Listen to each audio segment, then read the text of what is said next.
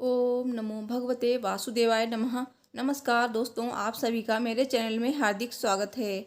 दोस्तों, आज हम जानेंगे एकादशी व्रत का पारण कब और कैसे करना चाहिए। दोस्तों, 2022 में उत्पन्ना एकादशी का व्रत 19 नवंबर को रखा गया है और व्रत का पारण 20 नवंबर को किया जाएगा। लेकिन पारण का मुहूर्त क्या रहेगा, क्या खाकर व्रत का पारण करना चाहिए और क्या दान करना चाहिए। तो दोस्तों, एकादशी व्रत जैसे ही महत्वपूर्ण होता है, उसी तरह एकादशी व्रत का पारण भी उतना ही महत्वपूर्ण होता है। तो अगर आपने पारण सही तरीके से नहीं किया तो व्रत का पूर्ण फल आपको नहीं प्राप्त होता है। तो इसीलिए ये सब चीज़ें और ये नियम ध्यान में रख कर ही व्रत का पारण किया जाता है। दोस्तों, वीडियो पसंद आए तो प्लीज़ वीडियो को लाइक शेयर करके चैनल को जरूर सब्सक्राइब कर लीजिए और कमेंट बॉक्स में जय श्री हरि विष्णु जी अवश्य लिखें।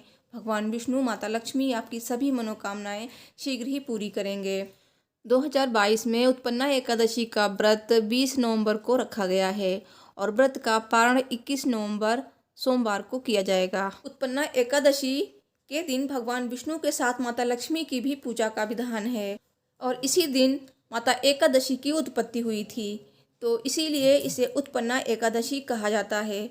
दोस्तों, पारण के समय आपको बहुत सारी बातें ध्यान में रखनी चाहिए, जैसे कि पारण को आपको शुभ मुहूर्त में करना चाहिए और पारण कभी भी हरिवासर में नहीं किया जाता है। तो हरिवासर किसे कहते हैं वो भी जान लेते हैं। दोस्तों, पारण हमेशा द्वादशी तिथि पे किया जाता है और हरिवासर द्वादशी तिथि की पहली 1/4 अवधि को कहते हैं। तो इस दौरान आपको पारण नहीं करना चाहिए और कभी भी पारण द्वादशी तिथि समाप्त होने के बाद नहीं करना चाहिए। पारण द्वादशी तिथि में ही किया जाता है और कभी कभार तिथि के घटने बढ़ने के कारण द्वादशी तिथि पहले ही समाप्त हो गई हो, तो ऐसे में एकादशी व्रत का पारण सूर्योदय के बाद करना चाहिए। तो पारण कभी भी सूर्य उदय से पहले नहीं किया जाता है, इतना आप ध्यान रखें। कभी कभार ऐसा होता है कि द्वादशी तिथि सूर्योदय से पहले ही समाप्त हो रही होती है, तो ऐसी स्थिति में आप एकादशी व्रत का पारण सूर्योदय के बाद ही करेंगे, पहले नहीं करेंगे, चाहे द्वादशी तिथि समाप्त हो गई हो तो भी। तो हम इस वीडियो में जानेंगे कि द्वादशी तिथि कब तक रहेगी और पारण का समय क्या रहेगा। दोस्तों, कुछ ऐसी चीज़ें हैं जिन्हें खाकर ही व्रत का पारण किया जाता है।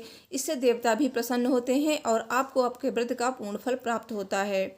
तो इस दिन आप सुबह ब्रह्म मुहूर्त में उठें, स्नान आदि करने के बाद साफ स्वच्छ वस्त्र पहने और भगवान विष्णु की विधिवत पूजा करें।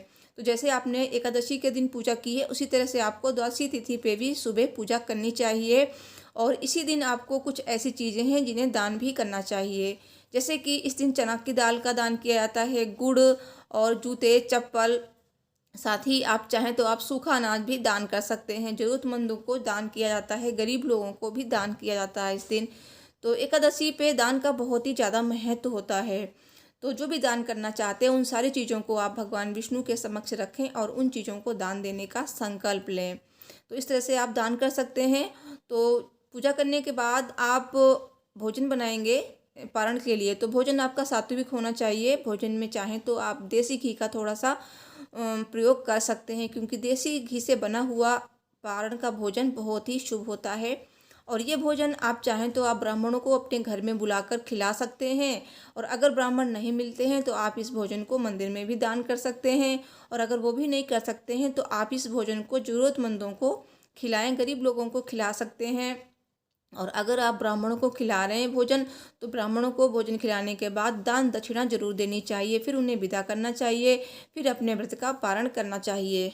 दोस्तों, आइए अब जानते हैं कि उत्पन्ना एकादशी का पारण का मुहूर्त क्या रहेगा और द्वादशी तिथि कब तक रहेगी। तो उत्पन्ना एकादशी व्रत का पारण 21 नवंबर को किया जाएगा।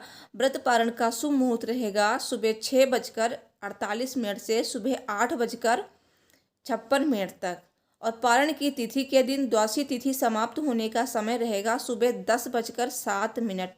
तो इस समय तक आपको अपना पारण जरूर कर लेना चाहिए। वैसे तो आप शुभ मुहूर्त में ही पारण करेंगे तो ज़्यादा अच्छा रहेगा।